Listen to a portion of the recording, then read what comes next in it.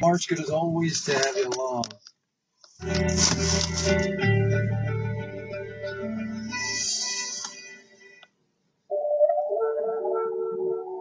This is PRX Remix. Find out more and explore the amazing world of independent public radio. Under interest groups take sides, Marketplace's Kimberly Adams explains the difference between the two, first of all, and why which kind of failures they were matters for what comes next. Okay, who didn't do their job right? Danielle Zanzalari teaches economics at Seton Hall University and used to work at the Boston Fed. She puts it in a more academic way. Was it a failure of regulators in not supervising this institution long before they failed, or was it the fact that they were meeting the regulatory rules, but SVB perhaps needed tighter regulation? And so that's the question that people are asking. A regulatory failure would mean we need better laws or rules to prevent this from happening again. To decide whether this was a regulatory or supervisory failure, it helps to know what bank supervisors do. Jim Cooper is the CEO of the Conference of State Bank Supervisors. You evaluate the adequacy of the bank's capital. You evaluate the asset quality and their liquidity and their ability to manage things like credit risk, interest rate risk, those types of things. Most of us don't really pay much attention to all this unless something goes wrong, right? If the supervisory side of things is doing things well, you would never hear about it. Kathleen Hanley teaches finance at Lehigh University. She used to work as a senior economist at the Fed. Hanley says, unlike supervision, you hear about the regulatory side because banks or other regulated entities often, engage in media and lobbying activities that bring those regulatory activities to the broader public. Whether this was a regulatory failure or a supervisory failure, or both, will determine how to move forward. Do we need tighter regulations on banks, more and better trained and empowered supervisors, or a bit of both? In Washington, I'm Kimberly Adams for Marketplace. On Wall Street today, reasons people are very angry and very disappointed with Eisenhower as well as with the Democrats. And so they really wanted to challenge all that. Yeah. So even though I'm thinking of the 50s as this time that like white folks love, what you're telling me is even the 50s was too radical for white folks. That's right, I guess, for a lot of white folks. And really, it shouldn't be surprising to us or our listeners at this point what Nancy is saying, that some people on the right were frustrated in those decades after World War II. That's right, because in the 50s, we're still in the aftermath of the New Deal, and a lot of those progressive reforms are still in place, right?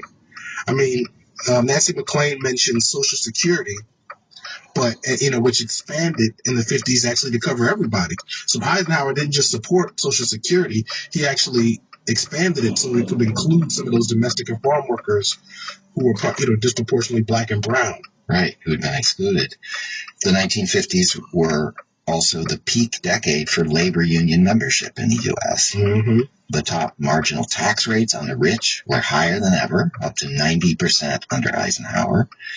And because of policies like those, the income gap between the richest and the poorest Americans was narrower than it had ever been. Right. And I mean, it still wasn't like some progressive utopia, right? Like, at all. White supremacy is entrenched. There's racial complications with some of the unions, but the civil rights movement is ramping up, and it's now getting help from a liberal majority on the Supreme Court, right? So in 1954, Brown versus Board of Education comes down, and that's this landmark decision that sort of, at least officially, ends the segregation of schools. But then Nancy McClain mentioned that they actually enforced it in certain ways too, right? Like it was in 1957 that Eisenhower sent troops to protect the Little Rock Nine, the black students who were integrating Central High in Arkansas. Yeah, it's interesting to me. Why didn't he send like a racial dialogue team down there? Yeah, you have the federal government sending troops into the South, shades of Reconstruction. So yeah, we tend to think of the 50s as a conservative period, but as Nancy MacLean said, millions of conservative Americans were unhappy with this picture, and they wanted to move the country to the right. Most of those people would have wanted to do that through small d democratic politics. You go out and campaign, you win hearts and minds, you elect the candidates you want. But at the same time, Nancy says, there was a smaller group of people on the far right who had other ideas and who had even deeper grievances. There were others who were in this teeny tiny libertarian movement at the time who really went back to what was called the American Liberty League of the 1930s that fought Roosevelt and the New Deal and described it all as communism and socialism and said the workers occupying, plants like GM in Flint, Michigan should be shot if they didn't leave the premises. I mean, really hard right stuff. And so that I discovered in this research was actually the kind of the seeds of what we're now seeing in the bill that's been convened by Charles Koch. It's like you always got to go back further than we think to get to the root of stuff. And I know a lot of people probably have heard things about the Koch brothers, but I bet most of us don't think about their origins going back quite that far. Yes, and we're going to connect those dots. Nancy MacLean and some other scholars make the case that some of those libertarians back in the 50s and the people who followed in their footsteps adopted strategies that went beyond politics as usual. They didn't just want to persuade voters based on this or that policy. Hey, it's best if government doesn't do this or that thing. They wanted to delegitimize government itself for all but a few narrow purposes. And they wanted to take power away from the people who wanted government to do things for the public good. So in other words, these libertarian true believers realized that in order to get the policies they wanted, they were actually going to have to restrain democracy. But then they were going to go even further than that. They were going to create a whole new way of thinking, a new culture, a new kind of society. In fact, they even saw the idea of society as the problem.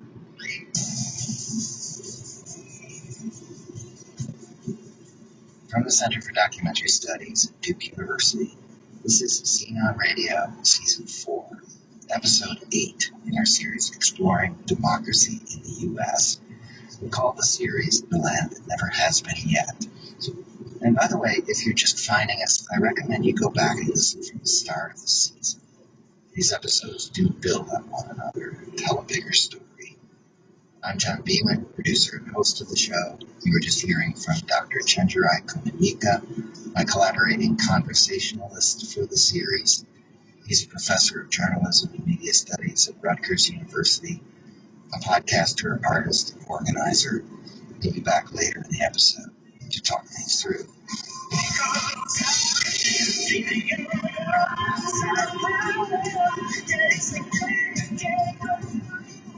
This time, the latest reaction in the face of expanding democracy in America. Some call it the Second Redemption.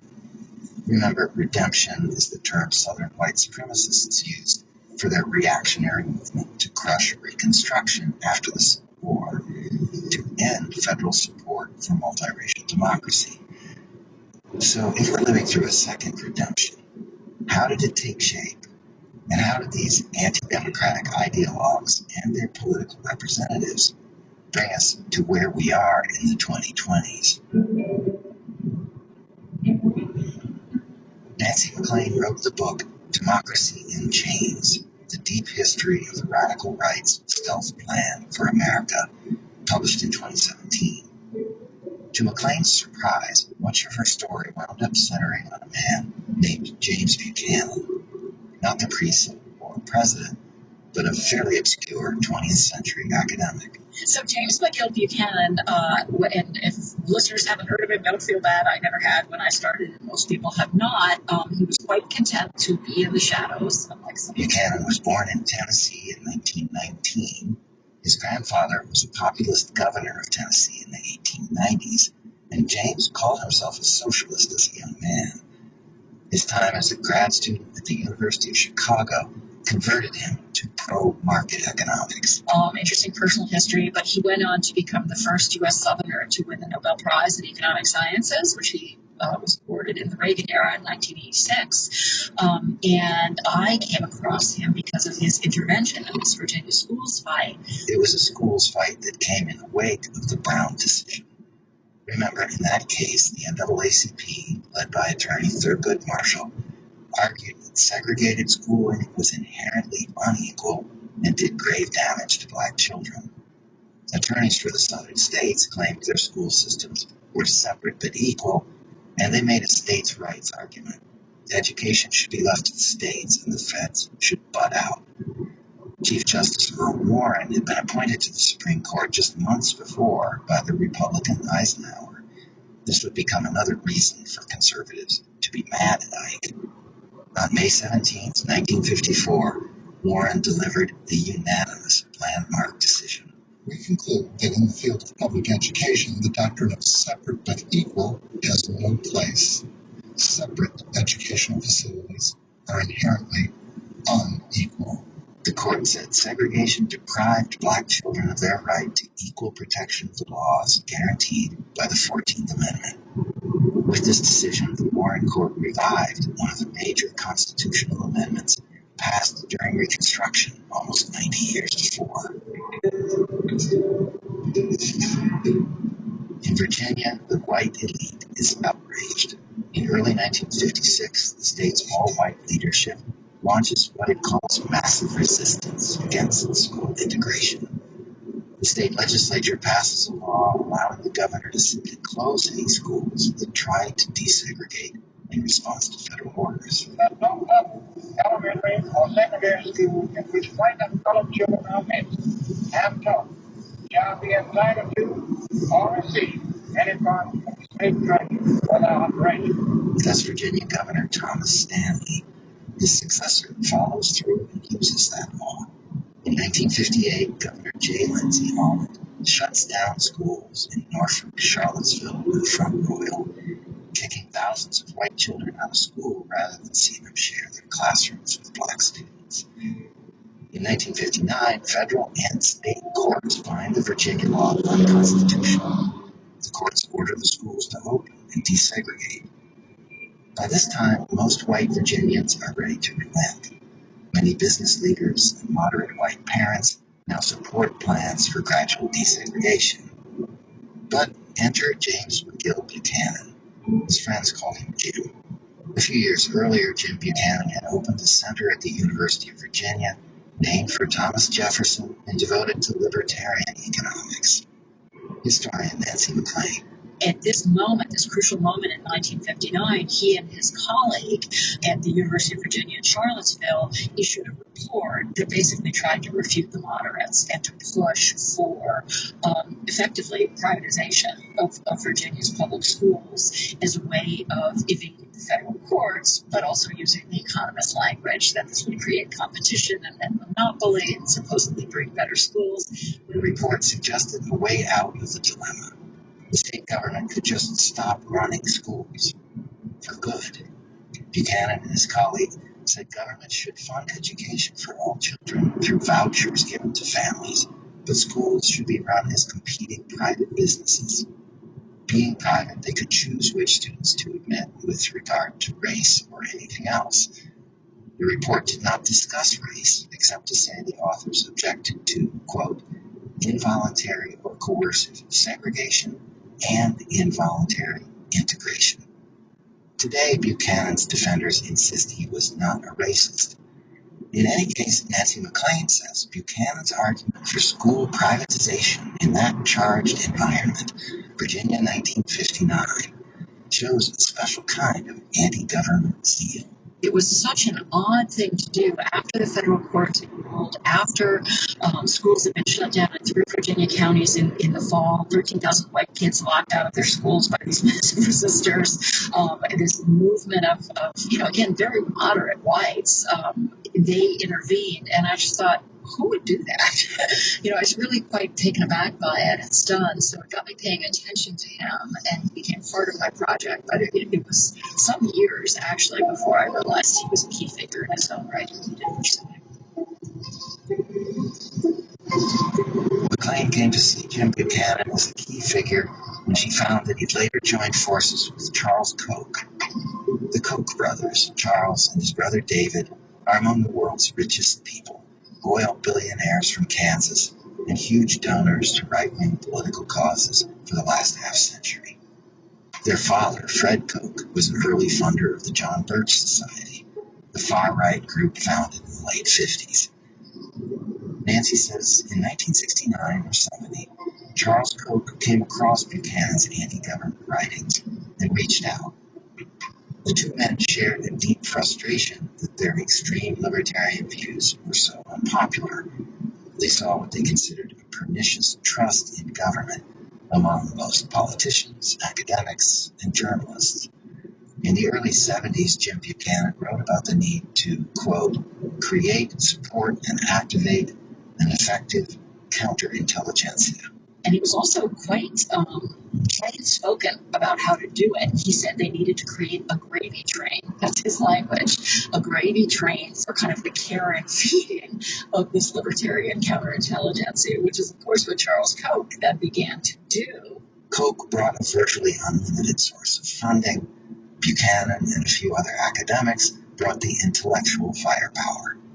Together they began building an array of think tanks and advocacy groups and populating them with like-minded recruits. Director of the Center for Study of Science at the Cato Institute and manager of the Heritage Foundation's Meese Legal Center. Nice to see you, sir. Thanks for having me. Today, those organizations provide an unending stream of op-eds, cable news commentary, and legal and scholarly ammunition for the political right. The Cato Institute, of course, which started as the Charles Koch Foundation, the Heritage Society. Charles Koch boasts that he provided seed money to the Federalist Society. That's been so much in the news with Brett Kavanaugh seating on the Supreme Court. We now have a Federalist Society Supreme Court majority. The list goes on.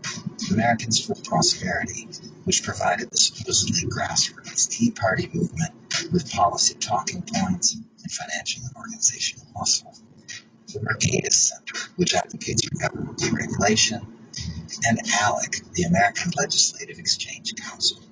Its members pass hundreds of state laws every year, cutting taxes and environmental regulations, disempowering unions. It's really a stunning infrastructure. I, at one point, tried to keep track of it, and we're talking about literally hundreds of organizations.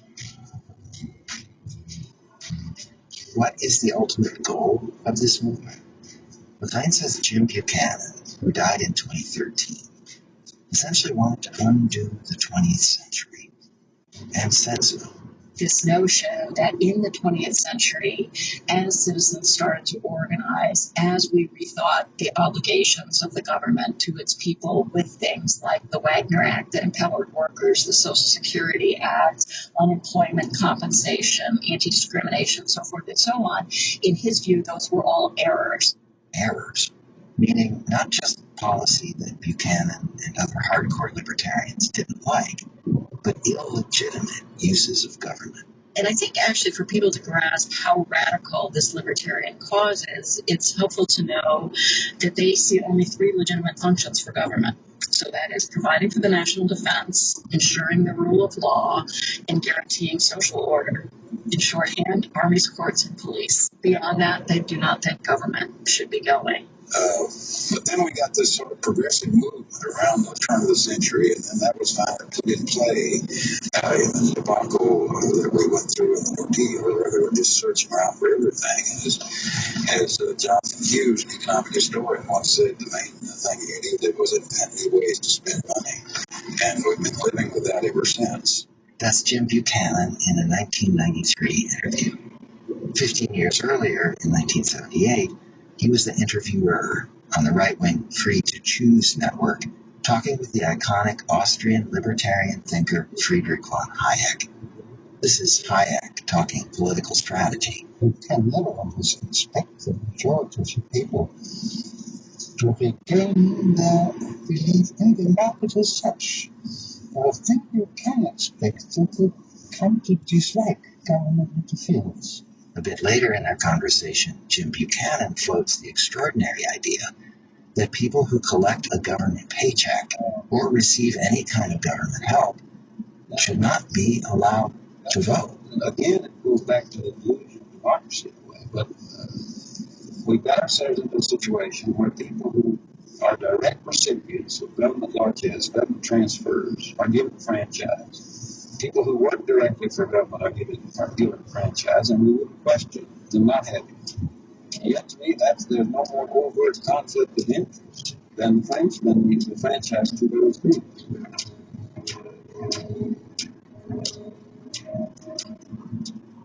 I'm Wendy Brown. I'm a professor of political science with a specialization in political theory at the University of California, Berkeley. My new book is called In the Ruins of Neoliberalism, The Rise of Anti-Democratic Politics in the West. There's a lot going on in that book title. In fact, let's hear it again. In the Ruins of Neoliberalism, The Rise of Anti-Democratic Politics in the West. And there's that word, neoliberalism. Among other reactions, it can cause some eyes to glaze over. But stay with me. Wendy Brown says to start with, in trying to grasp where we are, it helps to understand the kind of democracy that took hold a couple hundred years ago in the United States and in Western Europe. It's a very specific form. It's a form we usually call constitutional or parliamentary democracy. It's often sometimes called from the left bourgeois democracy because of its rootedness in property rights and in a fairly thin notion of popular sovereignty. We also need to note it has from its origins in modernity been bound up with capitalism. So it's very hard for us to be able to figure out what we mean by democracy apart from markets, apart from property rights, apart from what the Europeans call liberalism. In our own understanding, liberalism has a very particular meaning. It's liberal versus conservative. But the classic meaning of it is an emphasis on individual rights, individual liberties, and maximizing them. Sound familiar? Think of the framers of the Constitution and their emphasis on private property and the individual freedoms they enshrined in the Bill of Rights. And on the other hand, their open suspicion of what Wendy calls popular sovereignty, the idea that the majority should rule. That's why the architects of the Constitution included all those levers that gave an elite minority veto power over the working class majority. The Senate, the presidential veto, the courts, the Electoral College. Americans grow up learning that our system is just what democracy looks like. But never mind the collectivist self-governance practiced by some Native Americans or many other traditional societies all over the world. Wendy Brown says democracy, American style, would look strange to the Greeks too. Even in school, even in college-level courses, ancient Athens, the so-called birthplace of democracy in the West, is usually held out as a place that cared most about freedom, especially free speech. But the fact is, the ancient Athenians understood that the basic pillars of democracy consisted of three kinds of equality: the equal right to speak and be heard, the equal right to participate in political deliberation, and the equal right to hold office. Political equality, that is the ability of every human being to equally share in power, however power is shared in a democracy, is the fundamental basis of democracy. The most powerful people in American life have consistently rejected that vision, as we've seen. But Brown says if you believe that democracy is about equality, U.S. society has grown far less democratic in the last few decades. Equality has become a dirty word. Inequality, not only economic inequality, which we all know has reached new extremes, but also every other form of inequality has just been normalized and even sanctified, whether how we board an airplane or where we sit in a baseball game Everything is organized according to tiers of access and in egalitarianism, and that's just become naturalized and normalized. And that, I want to suggest, in turn, has also become normalized in our political culture. We accept unequal access to the basic sharing of power that is at the heart of democracy. When Brown talks about this trend of attaching a price tag to everything, she's evoking neoliberalism. People debate its definition, but almost everybody agrees on this much. Neoliberalism means an embrace of market economics, and it holds individual liberty, the right to not be told what to do, as infinitely more important than equality or collective well-being. But Wendy Brown, who is one of the leading thinkers on neoliberalism, has changed her mind about another key aspect of that movement, what she calls traditional morality. Religion, patriotism, the family and its traditional structures, including patriarchy.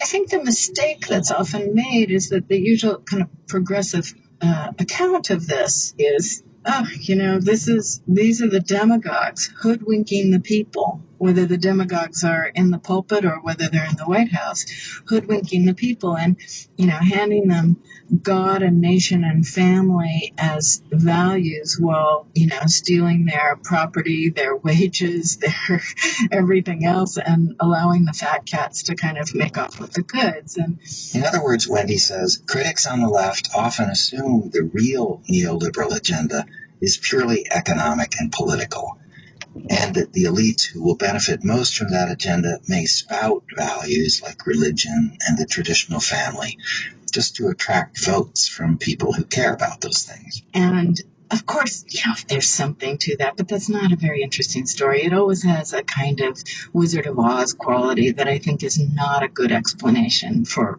deep political formations. For her new book, Wendy dove into the work of the most formative neoliberal thinkers, especially men like Friedrich Hayek and the economist Milton Friedman. And it's important to remember that somebody like Margaret Thatcher carried Hayek's Constitution of Liberty around and said, this is my Bible. This is the society I'm trying to build. So what do you find when you dig deep into these Bibles? Brown was surprised to find that for these thinkers, and especially Hayek, a good society is organized around two major forces, free markets and traditional morality. And you need them both. You need traditional morality to organize our customs, our conduct, our ways of being. And you need markets to organize our modes of production and exchange. And they understand them as working importantly together. For Hayek, markets and traditional morality have an important thing in common. He claims they both arise, or evolve, naturally in human culture, spontaneously. This is Hayek in 1977 on the TV show Frontline with William F. Buckley. Social institutions have never been designed and do much more than renew. They have grown up by a process of selection of the successful without people frequently know why it was successful. That applies to the market. The market is I was going to say mostly ingenious, but ingenious without having been designed. Instrument. Wendy Brown says in Hayek's theory, it's because of this spontaneous quality that markets and traditional morality produce the freest possible society. Because nobody opposes it. It's not about laws. It's about the natural unfolding of these two kinds of spheres of organizing human life. You just do the thing that you are born into voluntarily. You're not conscripted or pounded by traditional morality. You just emerge into it and adopt and possibly even adapt it a little. Wow. So the enemy is the social engineer. The enemy is the social justice warrior. So the reason that the social engineers and so-called social justice warriors, as the right calls them today, are demonized is they're trying to fashion and fabricate what actually has to happen through this more spontaneous, evolved, traditional unfolding. We'll talk later about whether Hayek's theory makes any sense, whether it's true that markets or social hierarchies evolve spontaneously.